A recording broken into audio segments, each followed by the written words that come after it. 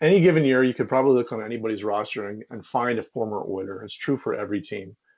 This year, we've got Pat Maroon playing with the Tampa Bay Lightning in the final for his second final in a row. He played with the Blues last year when they won the Cup.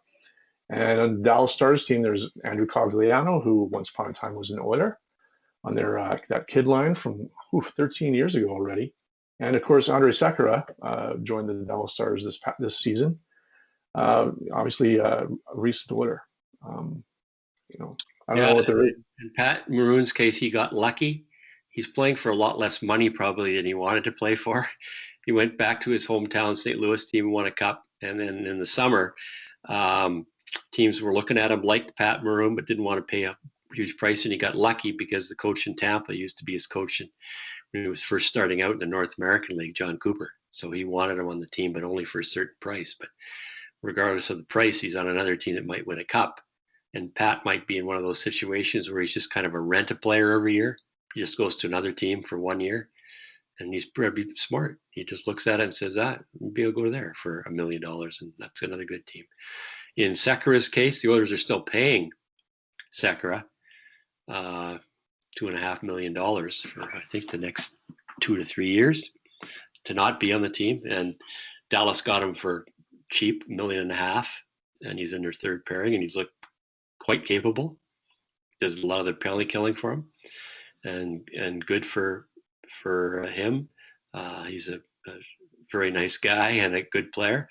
And in Cogliano's case, he's played a long time, and he's on their fourth line.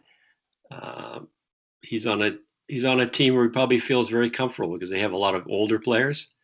Perry's older, and Pavelski's older, and Blake Como's in his 30s, and the goalie's 34, and it's a pretty old team.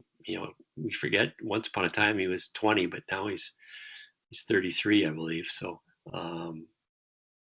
good for him. I mean, you're always, as you pointed out, you're always going to find ex-players on these teams, and some ex-Oilers going to get the cup, be carrying the cup in another 10 days or so. So, and if you're the Edmonton Oilers, to segue to that, I would hope that every Edmonton Oiler is watching the Stanley Cup final, and they were watching the Final Four just to see what it takes to get that deep.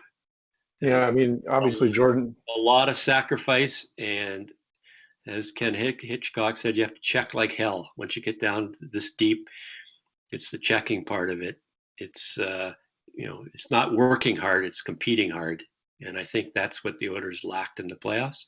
I think they worked hard. I didn't think they competed hard enough. I think they just felt that they would beat Chicago, and they're out far too early. And it's too bad because the Oilers owners and the management fought very hard to get the hub in Edmonton, get the playoffs here, and the hometown team was out in 6 days, which I'm sure didn't sit too well with the owner for sure.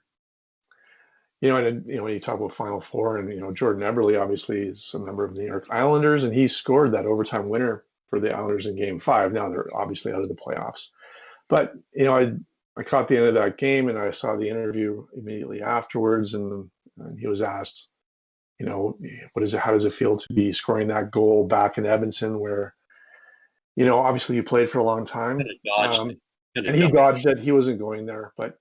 I mean, I think everybody who was watching it in Edmonton wanted to see his reaction. I mean, I know he's been asked that question a million times since he's gone, but I mean, this just goes to show you. I mean, obviously fans were on him for not producing in the playoffs 3 years ago. Whether or not management was looking at that or not, who knows?